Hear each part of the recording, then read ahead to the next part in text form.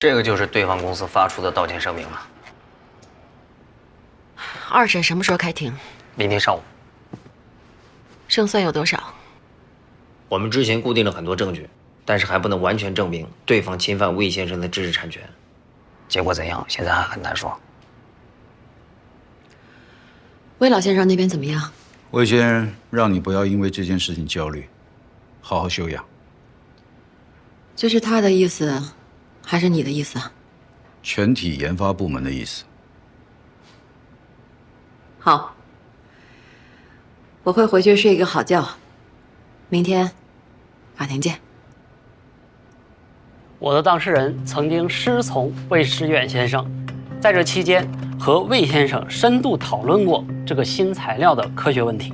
在魏先生退休离开研究所后，开始研发这个新材料，所以不能因为我的当事人的研究成果与魏先生的笔记本上的分子式有共同的地方，就认定我的当事人抄袭对方，这对我的当事人不公平。完毕。各方围绕庭审重点，充分发表了辩论意见。控辩双方是否还有新的意见？审判长，我说可以吗？审判长，我当事人有话要说。可以。谢谢审判长。刚知道你拿了我的分子式申请了专利，并做成了产品的时候，我非常气愤，当时就想找你去算账。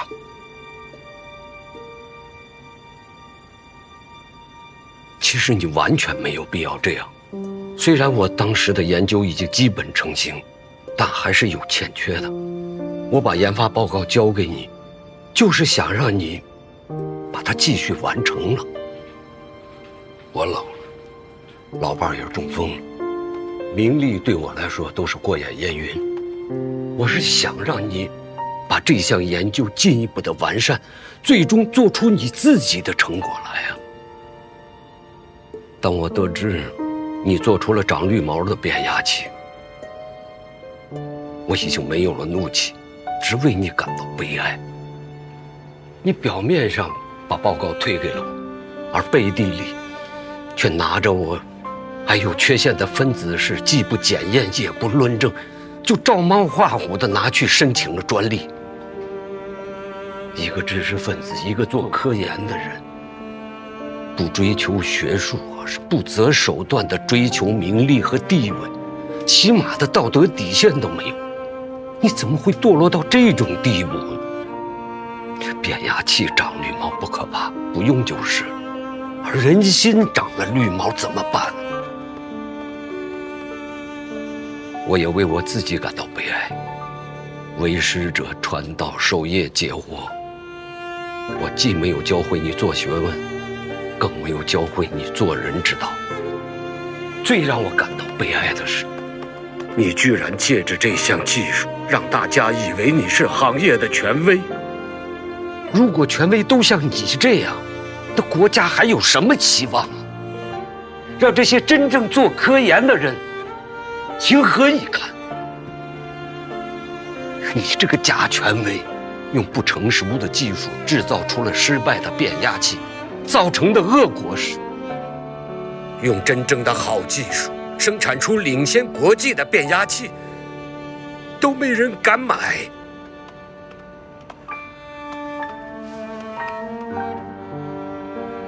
我代表我的学生，跟你们说声对不起。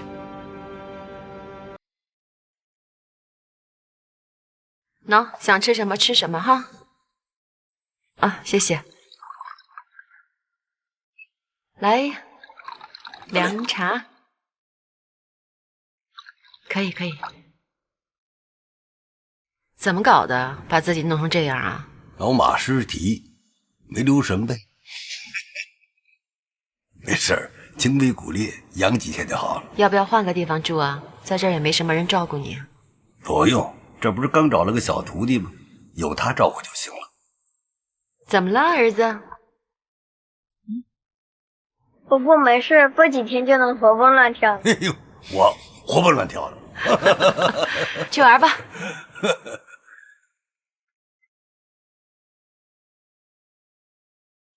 叶欣你见过了，坐他旁边那个也是我千辛万苦请回来的魏知远老先生，干了一辈子科研，挺让人敬佩的。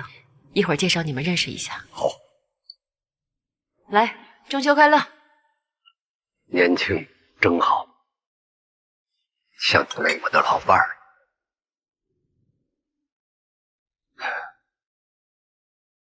我们相守这么多年，我对不起他。我一直对他要求太多，他既要在生活上照顾我，还要做我的助手，工作严谨认真。可我又嫌他没有情趣，不够浪漫。说实话，如果没有他，我那些研究什么也做不了。如果能重新再来一次的话，我就不会对他有任何要求。只要你在一起，哪怕就这么远远的看着，就是幸福。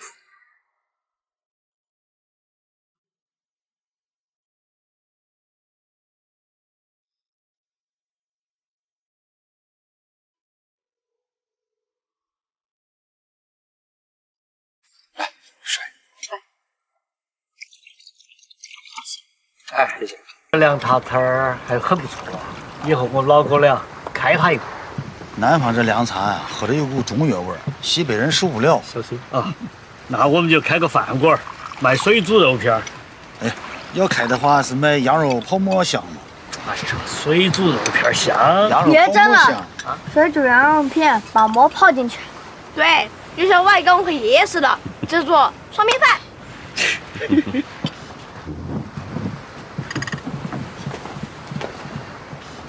我喝一西梅酒。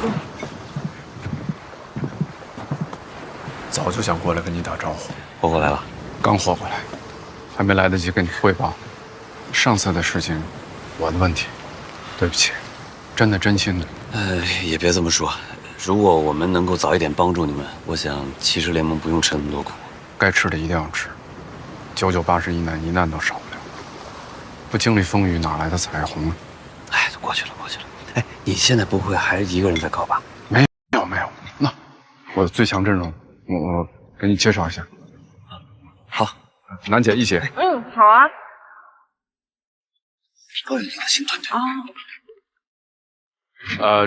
这位是崔江北，我是崔江北，这是我爱人蒋楠楠。你好，范小雨。捞方眼见的人。啊，你好，我是把他踹水里的那个人，张峰。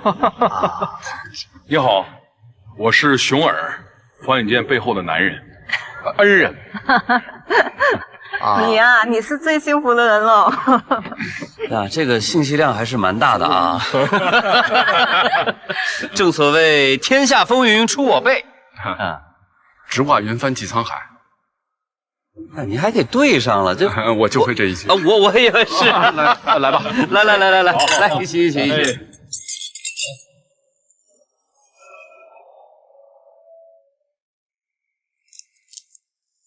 这平常啊，听夏沫讲了很多您的故事，很感动。我也听夏总说啊，你以前是发改委的，有些问题我想向你求教。哎呦，求教不敢当，咱们讨论。好。西方那个大国的总统在接受媒体采访的时候说，如果让中国人也过上像西方人一样的生活，将对世界是个灾难。这什么逻辑啊？西方人嘛，从来都是双标。我们的发展速度现在是让他们自己把脸皮撕破，可他们的宣言里高喊着人人都有追求幸福的权利，怎么到我们这儿就没有了？啊，口号嘛，谁都可以喊，真分蛋糕的时候，他们就六亲不认了。强盗逻辑，哎，怎么说呢？大家感没感觉到海上的凉风过来了？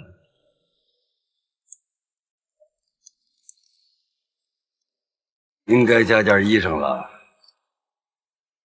秋风瑟瑟呀！你们俩说什么呢？能不能把话给我们大家伙儿都说明白了呀？ 08年金融危机以后，世界经济复苏缓慢，西方人的日子也不好过。所以不管是好兄弟还是新兄弟，现在也该明算账，明白了吧？现在的国际形势是，西方有些国家为了保护自身的利益，产生了逆全球化的思潮。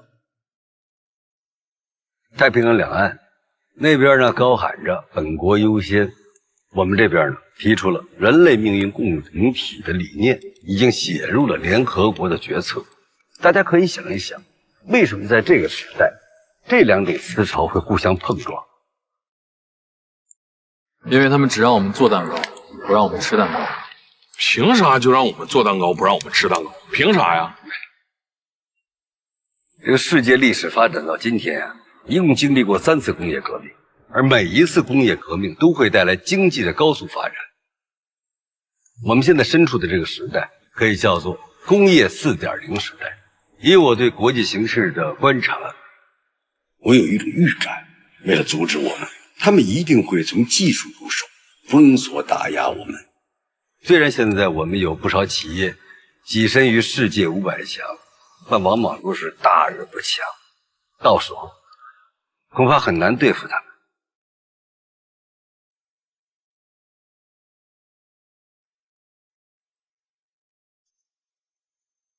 只要我们自己手里攥着核心技术和专利，他们就打不倒我们。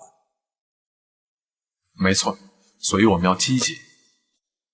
少年仗剑江湖，暮年英姿华发，让我们老少一起，不负家国，不负情。说得好。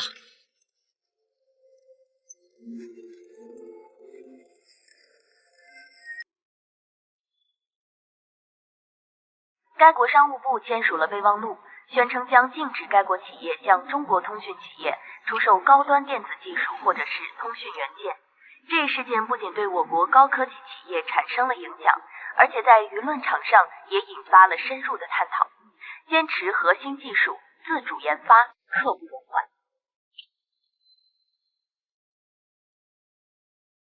日前发布对我国通讯企业的出口禁令，宣称未来将禁止该国公司向我国通讯企业销售高端零部件、商品、软件和技术。我国政府高度重视，商务部表示，随时准备采取必要措施，维护我国企业的合法权。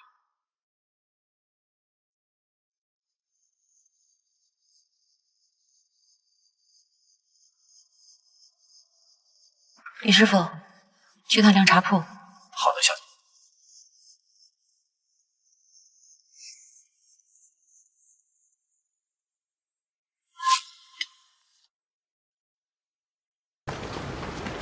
一大早你不上公司，跑我这儿干嘛来了？早上的新闻看了吗？那边开始制裁我们的通讯科技企业了。为这个？上个月刚刚对我们的商品征收了600个亿的惩罚性关税，这还不到1个月，就开始制裁我们的通讯企业。你说他们这是要干嘛呢？哎，给你看看这个，这是他们主流媒体的报道，你看他们是怎么解读的？这招以国家安全为名的行动，真的只是在贸易上跟中国较劲吗？别有用心的惩罚，其实源于对中国科技崛起的恐慌。写的挺让我骄傲的。再给你看另外一家媒体写的。如果你认为两国的贸易摩擦只是与钢铁大豆这样的商品有关，那你大错特错了。因为科技领域才是正面战场，中国的5G 技术、特高压电力、新能源汽车、机器人正在成为该领域规则的制定者，这是让我们不能接受的真正原因。那我觉得他们的报道写得很中肯。但你千万别觉得他们是为我们说话。这两家媒体倾向于不同党派，但他们对付中国的立场是一致的。打压我们对他们有什么好处呢？两败俱伤，损人不利己。对啊。但你记住，这仅仅只是个开始。你觉得这场仗我们能打赢吗？必须赢，由于我们科学技术的落后，我们这个民族已经遭受了很多年的屈辱，而这种屈辱，我们必须终结它。这场战役已经打响了，首当其冲被打压的是我市高科技企业，打压会越来越升级，逐渐演变成前所未有的规模。抗压能力怎么样，对整个城市是个考验。好啊，那大家讨论一下，我们具体该怎么办？崔前辈，你说说。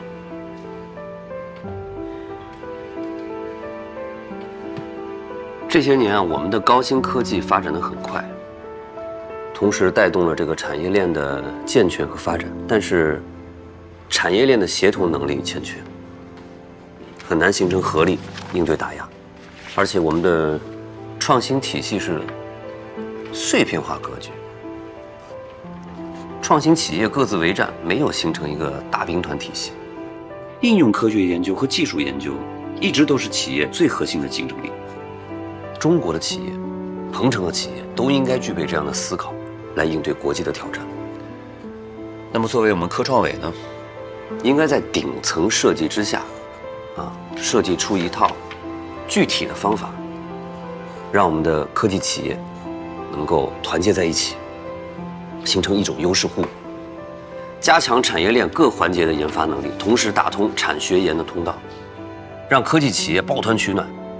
形成联合力量，共同抵抗打压。这是持久战，是一场世纪博弈。我们只有走高水平、科技自强自立这一条路。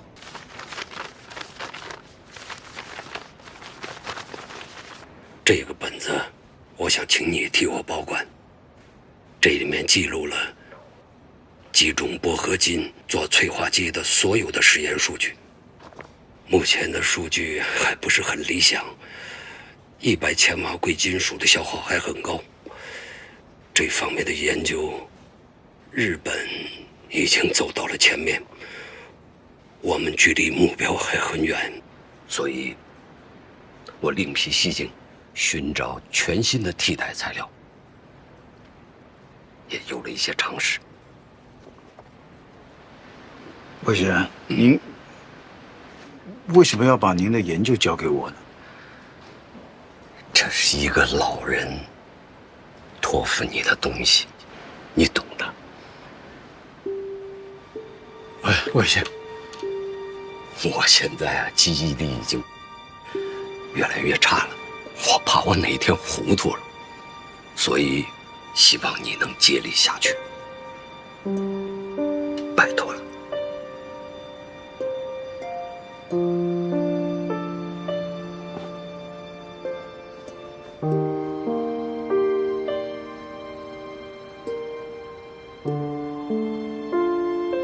魏老，其实有个问题一直想跟您请教。您知道这个研究有可能走不到最后，为什么还要选择它呢？新中国初期，西方对我们进行全面的封锁打压，后来老大哥又翻脸了，我们硬是靠自力更生才挺过来的。可是半个多世纪以后的今天，我们又遇到了同样的情况，怎么办？我们做研究，还是要坚持走独立自主的道路。你那天说得好，只有把更多的核心技术和专利紧紧地攥在自己手里，才能不被别人打垮。可这些都是要花大量的时间和扎实的基础研究才能实现的。跟你说，现在的年轻人面对各种利益和诱惑，又有多少人能像你这样静下心来，耐得住寂寞，花若干年的时间从基础研究开始，一步一步地研究出成果来？我年纪大了，先探探路，以后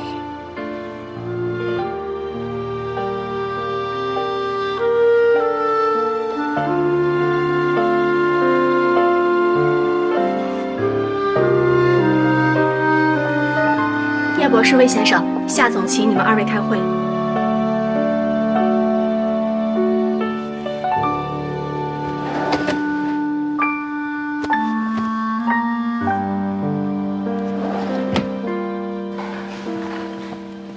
夏总，魏博士，你好，魏老，坐吧。请坐。崔院长今天来是因为有一些专业层面的问题，可能要跟2位咨询一下。开始吧。好。市里组织电力系统和我们科创委开了一个协调会。电力系统呢正在建造新的高压电网，使用的电力变电器的核心部位现在被国外断供了。目前全球只有1个国家可以制造这个关键部件。不仅价钱极其昂贵，而且花钱也买不到，还没有替代品，这就直接影响了新输电网的建设。目前我们市的制造业产业链发展很快啊，这1、2年，通讯行业可能会迭代新的通讯技术，这都需要大量的电力能源，所以电力部门现在需要迫切的解决这个卡脖子的问题。我想了解一下，你们正在研发的这个220千伏的变压器，在技术上能不能取代现在使用的变压器？那我知道您说的被封锁的那个变压器的核心部件，我们的220千伏变压器呢，因为冷却介质的不同，绕过了这些核心部件，各项参数要明显的优于其他技术的变压器。如果投入使用，我很自信的认为，一定会是当今世界变压器最前沿的技术之一。呀，那这是个好消息啊！那现在进行到什么阶段了？大概什么时候能够研发成功？我们的变压器基本设计已经完成了，冷却介质、抗高压绝缘研究已经到了攻坚阶段，我认为很快就会突破。好，时间紧迫，你们看我们科创委能为你们做些什么？物力、财力、人力，只要你们需要，我们一定大力支持。崔处长，这些问题我们自己都可以克服的。聂博士，我来做你的助手，咱们一起打这个攻坚战。那就拜托大家了。我现在晚上回单位去跟高主任汇报一下，然后我去一趟电力部门，把奥利推荐给他们。管弦吧。夏总你好，我是管弦。你好，夏沫，请坐。谢谢。不好意思啊，公司有一些事情耽搁了一会儿。理解，公司肯定是很多事儿的，但是您需要从这些事儿里解放出来，这也是我们见面的目的。你的简历我看了，非常的耀眼。我没有想到我们可以促成这次的见面。谢谢夏总。中国的电力技术在世界上都是领先的，奥利拥有智能充电堆、新型的变压器技术。虽然目前面临着很多困难，但是奥利很有潜力。我希望我的加入能够让奥利发挥出它应有的力量，让强者更强。感谢你对奥利的肯定。说实话，在你之前我也见过几个人，但是大多数都对电力企业没有怎么关注过。你又是为什么呢？因为我对奥利非常感兴趣，所以我做了更多的功课。毕竟管理依靠的是对信息的掌控力，而不是凭感觉。那我们直截了当吧。你觉得奥利目前的管理有什么问题吗？随心所欲。我从来不是一个随心所欲的人。你知道你这样评价我，很有可能会失去这次机会吗？夏总，我考虑过，但是据我所知，您对奥利的管理大多是亲力亲为，厂里的很多事儿没有明确的规则，所以一旦有突发事情，您必须耗费心力去平衡。但是很多事情是没有办法在短期之内计算出它的得失的，情感会影响您的判断，很多时候人情占据了主导，以至于事情的结果无法达到您的初衷。你说的这种情况确实有。当很多事情并发时，难免会出现纰漏，而这些小的问题会逐渐演变成更大的问题。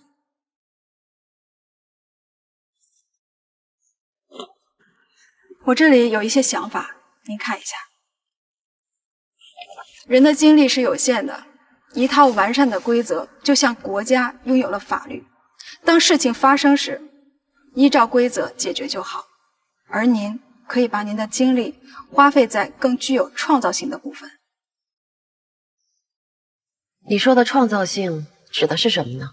比如奥利的未来，电力行业一日千里，您需要关注行业风云，为奥利指明方向。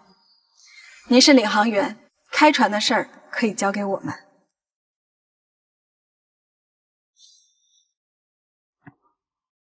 我果然是老了。以前我只是单纯的认为科研是需要科学的，从来没有想过管理也需要科学。你的眼界确实比我更高更宽，但是实话实说，你这里边的建议很多我都不太了解，但我愿意拿出一份诚意。有兴趣跟我去奥利转转吗？这就是传说中的黑灯工厂吗？对，全自动化的，基本上不需要人。这条生产线也是奥利刚刚上新的。我们去那边。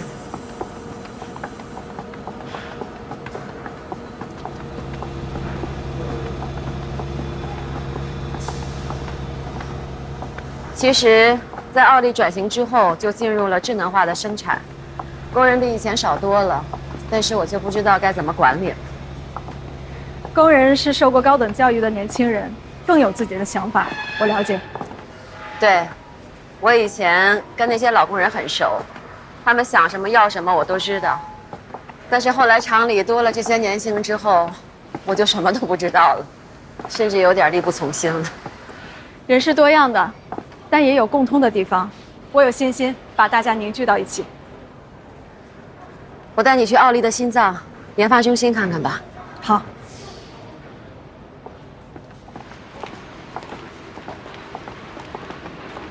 奥利做研发有10几20年了，研发不容易，过程很艰苦，结果有时候也很残酷。但是他们都是一些研发狂人，从来不会想这些困难，只想研发出最好最先进的技术和产品。来，叶欣。哎，夏总，我给你介绍一下，这是研发中心的负责人聂欣博士，这是管弦。如果不出意外的话，你让我找的人就是他了。你好，聂博士。啊，欢迎来到我们公司，以后还要多仰仗你。您客气了。那你们随便看看，我还忙。好，你忙你的。这是他的实验室，那个是王教授的，这是魏老先生的，他们都算是研发中心的核心力量。感觉怎么样？挺震撼的，同时我也能感受到您作为奥利的领航员，身上的担子有多重。我很想立刻开始工作，但是我空降奥利一定会面临很多阻力。作为奥利的管理者，是有权任免除研发中心以外的任何人的。感谢夏总的信任。